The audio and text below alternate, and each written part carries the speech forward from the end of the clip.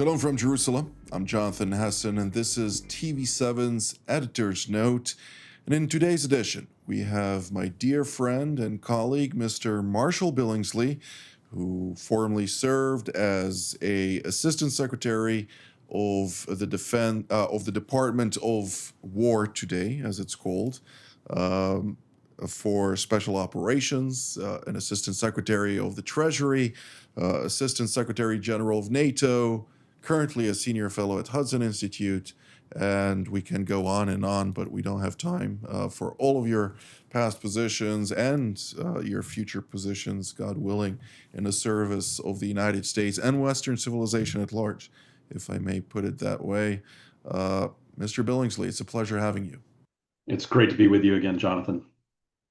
Well, today, Saturday, October 11th, a date, of course, that marks the end of a very interesting week ahead of a more interesting week, supposedly. What are your thoughts? President Trump is expected, of course, to travel to the Middle East in the next couple of days and to speak also to the Israeli people from Israel's parliament, the Knesset, and also to go to Egypt to sign some documents with his Egyptian counterpart, President Abdel Fattah al-Sisi, at an age of strategic power competition. I mean, the ramifications hereof, people don't realize, are going to be far beyond what's happening in the Gaza Strip. Well, I think the president's visit to Israel, the anticipated speech before the Knesset, this is all really critical, long overdue. The Middle East was treated very cavalierly by the Biden administration, and President Trump has restored U.S. involvement and has resuscitated U.S. geostrategic interest in the region, in the Middle East. It is a complex region. It certainly is far more than just a real estate matter. There are, centuries of overlapping cultural, religious frictions and tectonic plates that grind against one another in the region. And so the president has, I think, been very skillful and very careful at how he is charting his way through a myriad of competing interests. Obviously, the state of Israel and the existential threat posed to it by Iran and its nuclear weapons program, its terror proxies. But you also have the Turks, who pose an incredibly complex challenge for both the region and the United States. The Egyptians, as you mentioned, our relationship with Saudi Arabia, the Kingdom of Saudi Arabia, as well as the Gulf states. So there's a lot of moving parts, and the president is threading through this forest very, very carefully.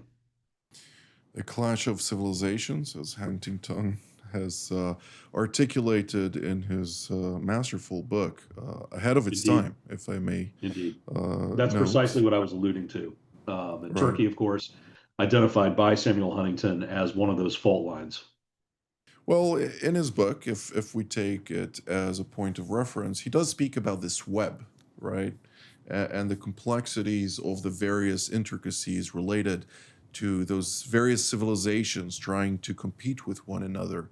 How does the United States at large, and Israel in particular, play their respective roles, considering that, of course, Israel, albeit a secondary actor, and the United States, the prime actor, of course, the hegemon of the 21st century, how does that converge in such a complex environment when we all know that Gaza is not a geostrategic consideration from America's perspective, but it is something with far-reaching ramifications that do provide some issues on the broad scheme of things? Well, the nature of the American experiment in democracy as a melting pot of all cultures and all civilizations, together with the fact that we are, as you mentioned, the sole remaining superpower in the world, means that we actually sit astride all of these competing cultural and religious phenomena because we have all of them reflected here in our polity in the United States.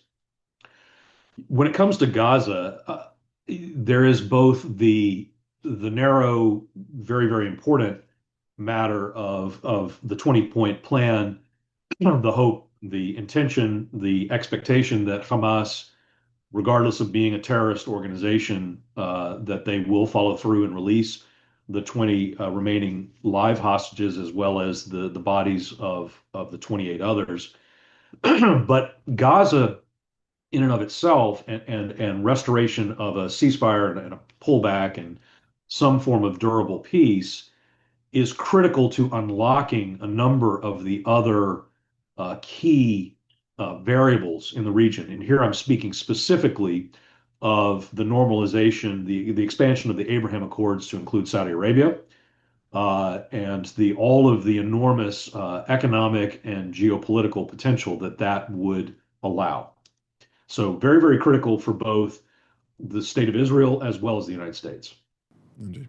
Well, yesterday at roughly 1 o'clock, Prime Minister Benjamin Netanyahu has given an address, a televised address to the nation, during the course of which he did mention that, well, there is a momentous achievement in President Trump's outlined plan, at least the achievement of phase one of this plan to retrieve the hostages, which is one of three core objectives of Israel vis-a-vis the war aims that were relayed to the people of Israel ahead of the entry into the Gaza Strip, following the atrocities committed by the Palestinian Islamist Hamas and its terror partners in the Gaza Strip on October 7th of 2023. That perspective of Netanyahu is that, well, this is a great achievement and, this is moving ahead in the right direction. The broader campaign is not over. And it seems like there's still issues, challenges that Israel has to face in the near future, as well as grand opportunities that may arise during the discourse. Of course, speaking about the expansion, or at least referring or insinuating the expansion of the Abraham Accords that includes, of course, peace treaties between Israel and various Arab countries around the region and beyond. Right.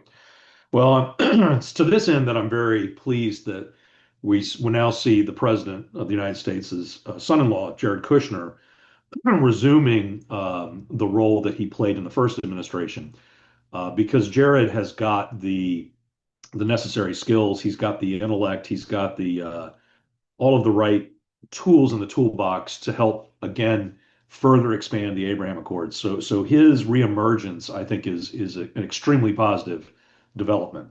the the the rapprochement with the Saudis, I think, is really the next step, and it's going to be key that we see that normalization and that we see some of the more grandiose visions that Netanyahu has. For instance, the idea of connecting a rail line to connect ports to enable shipping to more easily transit the bottleneck of the Suez Canal.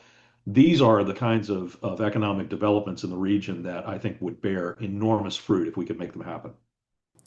Referring, of course, to the IMEC, which includes a very significant transit line, communications lines, and other type of commodities that will be transported from India all the way to Saudi Arabia, from there through the Hashemite Kingdom of Jordan into Israel, onward towards Europe. The United States, of course, being in the mix at every possible bottleneck in this process, and the European Union also heftily involved.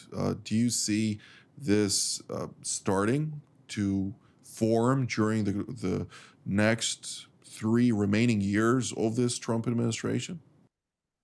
I do. I think once normalization is achieved, the logistical developments will move very, very swiftly.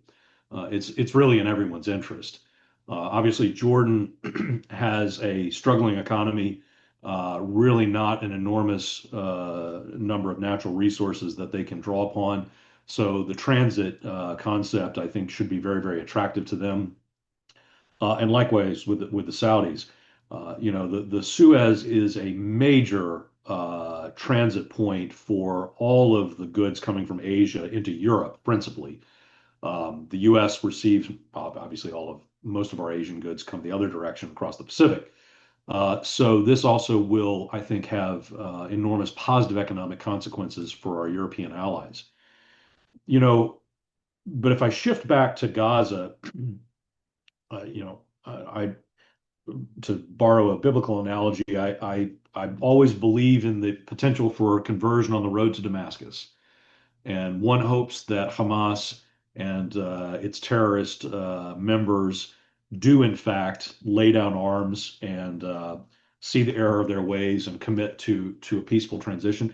This has happened with terrorists from time to time, and it is to be hoped that it will happen here. One of the things that deserves, I think, an enormous amount of attention is that President Trump, in sealing this deal with Hamas, worked overtime to get all of the key Muslim countries on board, including, most importantly, the three countries that have harbored these terrorists, have allowed them to live in the lap of luxury. And here I'm speaking specifically of Qatar, of Turkey, and Egypt. All three of those countries have voiced their support for this deal. And should Hamas renege on its commitment to release the hostages, my hope is that there will be an immediate expulsion of the terrorist leadership and that the Mossad is then given a free hand to deal with them as they see fit. With that being said, of course, Egypt is as much a rival or an enemy of Hamas as it is a um, influencer in light of the fact that it has access into Gaza and is holding the Rafah crossing under its control. But Qatar and Turkey, they are both holding the same ideology as Hamas. They are supporters of the ideology of the Muslim Brotherhood or the Ahwan, which does raise many questions. Of course, we did hear Secretary of State Marco Rubio during the cabinet meeting in Washington 2 days ago when he basically highlighted to to all secretaries, of course, and members of the cabinet sitting next to President Trump that the phone calls that President Trump had made to some of those leaders in the region have ultimately altered discourse of some of those countries. And we did see indeed certain radical changes in the rhetoric and activities undertaken by both Qatar and Turkey when it comes to Hamas, being more open about criticizing them, applying pressure, something that we couldn't believe would happen just a month ago. Uh, how do you think this is actually going to impact those two countries, since they do still have much business, so to speak, with those two organizations, both Islamist Hamas and the Muslim Brotherhood at large? And is this potentially also going to alter their center of gravity from the Gaza Strip to Syria, for instance, where we do see a process of the making of a new Muslim Brotherhood country under the so-called reform jihadist Abu Muhammad al-Julani or Ahmad al-Shara? Well, Qatar is Qatar is one particular matter. I mean, there's roughly 300,000 Qataris. Um, we have a pretty close defense relationship with Qatar. We also have found them useful in certain negotiations as an intermediary and have, from time to time, our government has encouraged them to step into that role. But I think it's also important to note that we as a nation are quite capable of telling Qatar when to step out of the role. And so that I think has been effectively done. Turkey is a whole different matter. Turkey, the relationship with Erdogan is complex. They continue to play the great game, quote unquote, surrounding their view of the centrality of the Ottoman Empire in the region, their control over the Black Sea and the Bosphorus. Obviously, their relationship is important to us as they are a NATO ally of sorts. And we do need them to, for instance, stop buying Russian oil as Russia continues the atrocities against Ukraine. So we have to work with the Turks. We also have to really work to counter or box in their worst instincts. So, for instance, we need to be very, very vigilant with regard to what Turkey is doing with the Kurds in Syria. Obviously, the Kurds are an important friend of the United States, and we go back many, many decades with them. And so, some of the more recent threats that Erdogan has been issuing towards the SDF are problematic, and we need to not let that stand. But then finally, let me just highlight Iran is down, but not out. And the pressure that has to be maintained on the Iranian regime, as well as the willingness to go back in and strike again if Iran persists in its nuclear weapons ambitions, which they clearly are, then I think future conflict with Iran still is very much a possibility. I want to return to Iran momentarily, but before that, let's focus 1 second on Syria because you noted something very important. Of course, the Turkish angle is a challenge.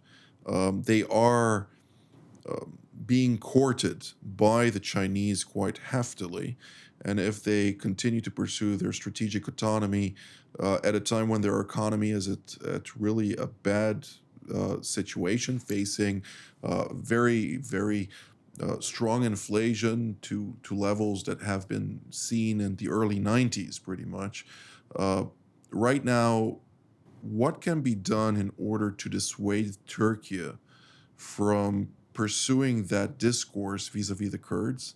And to what degree are the latest remarks with regard to Syria, to include remarks that the foreign minister of Turkey, Hakan Fidan, has just stated 2 3 days ago, where he said that Israel's activities in southern Syria are a national security threat to Turkey, pointing out to potential friction if those matters continue, and claiming that Israeli occupation of less than 1,800 kilometers, which is roughly uh, 15 times less than the 28,000 kilometers that Turkey itself is occupying, but of course he didn't mention that part, is the greatest threat to the cohesion of that country.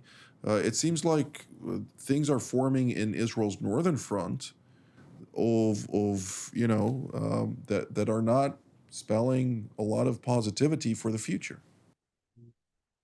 Both Israel and Turkey are establishing buffer zones, have established buffer zones on the territory of Syria. The balancing act that the Trump administration is going to have to play is to keep Israel and Turkey separated and apart and from coming to blows with one another. We obviously are allies with both nations, and that would be both extremely damaging for the region, but also damaging for our national security interests if Turkey and Israel were to really come to loggerheads. But let's make no mistake about it. Erdogan is no friend of the state of Israel. He's made that very, very clear repeatedly over many, many years.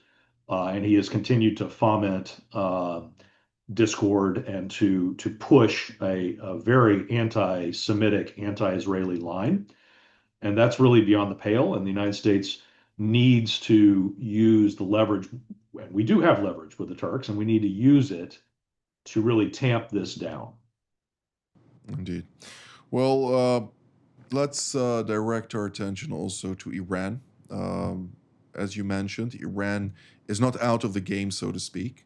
It is being quite vigorous in its approach. The Israeli Internal Security Agency, Shabak or Shin Bet, has managed to interdict a large shipment of munitions and funds that the Iranians have tried to smuggle into Judea and Samaria, the so called West Bank, as it's known in certain circles. And all the while, we are also seeing them quite active in Yemen, active in Iraq, where they're trying to further expand their influence at the expense of the United States. And they're looking quite closely at the Syrian portfolio and waiting for the United States to disengage fully to be able to once again start their smuggling routes as their infrastructure has not subsided. Much of that infrastructure is still very much in place. And we can, of course, also touch on Lebanon, where their proxy Hezbollah is maybe hurt, but it's not out of the game either. That's right. The entire Iranian terror apparatus is still in various vestiges of it is still in existence. It has not been ripped out root and branch, and it needs to be. So as we look at the requirement in President Trump's plan for Gaza for the complete disarmament of Hamas, that is a must do. Likewise, Lebanon, the Lebanese government is equivocating now on the full disarmament of Hezbollah, but they have to follow through on that, and the U.S. should be relentlessly pressuring the Lebanese government. The Lebanese, of course, need basically a massive IMF bailout because their economy is really failing. And the following through with the disarmament pledge that President Aoun made should be a precondition for any financial assistance of that type. In Syria, we've discussed there's a lot riding on the shoulders of one particular reformed Al Qaeda leader, and the hope that he is able to chart a path towards peace for that region. You may have seen in recent days the Treasury Department has taken again action on the Iranian financial network that is in Iraq. The Iranians really depend on Iraq as a major source, Iraqi banks in particular, as a major source of currency, as a smuggling route, as a way to obfuscate the origin of Iranian oil that is under sanctions by mingling it with Iraqi oil and then passing it on. All of these kinds of things. So the U.S. government is continuing to work very actively against the Iranian networks there. But at the end of the day, the spider at the heart of the web is still alive. The hostilities were terminated prior to achieving a tipping point in Iran. Certainly, that was the Israeli objective, was to begin striking the entire apparatus that keeps the Ayatollah in power. That was halted prior to achieving the desired effect. But if the Iranians, who are now back under UN Security Council sanctions, regardless of what the Russians say, if they continue down the nuclear weapons path, my hope is this next time around, a full green light is given to finish that regime. Well, that is something that seems to become increasingly likely with everything that the Iranians are doing. It's important to note that the Islamic Republic, following the snapback mechanism, which essentially means that France, Britain, and Germany have come together and triggered it at the United Nations, reviving multiple UN Security Council resolutions with a long list of sanctions against it. It renders any type of enrichment in Iran as illegal, quite frankly. It establishes multiple sanctions on its oil industry, on various energy products, and much more. But it all comes down to enforcement. Now, you have been Assistant Secretary of the Treasury and being big part of Trump's first maximum pressure campaign. Uh, is the enforcement currently adequate? And if not, what should be done? It's probably not adequate at this stage, but it's improving. One of the main barriers to the effectiveness of the Treasury sanctions has been the really unfortunate stonewalling by the Democrats in the United States Senate of all of President Trump's political appointees. Now that the Republicans have broken through that impasse and have started confirming the president's nominees in mass, the Treasury will have the right people in the jobs that are needed to go out and really enforce and carry the president's message, as only a presidential appointee really can, to carry that message to China in particular, to India, to Malaysia, which is one of the main uh, oil transport evasion choke points. The Iranians will ship their oil in tankers. They'll sit off the coast of Malaysia for a couple of days, and then they'll claim magically that this is Malaysian oil as they trundle onwards to China. The Biden administration did nothing to, in fact, completely walked away from enforcement of the sanctions. So the Trump administration is really from a cold start, reimposing prohibitions on the buying of Iranian oil. When I left office, Iran was exporting to China maybe 200,000 barrels a day, sneaking it through. Under Biden, that increased by 7 times. So the Chinese have been buying more than a million, nearly 1.5 million barrels of Iranian oil for quite a long time, and that has to stop. One of the keys to unlocking this matter, both with regard to Iranian oil as well as with regard to actions, long overdue actions against Russian oil exports, is to resolve the matter of the narco cartels in Venezuela. So removal of Maduro and the leadership of the Cartel de los Soles, that then leads to a democratic transition and the freeing up of Venezuelan crude, I think would go a long way towards facilitating a clampdown on both Iranian and Russian oil. Sir Marshall Billingslea, formerly a Assistant Secretary of the Treasury, Assistant Secretary of the Department of War, and many other positions. Currently, a senior fellow at Hudson, of course. It's a pleasure always having you, and I'm looking forward to our future engagements as well. It's great to see you, Jonathan. Thanks for having me. Thank you, Marshall. And I'd like to thank all of you at home as well.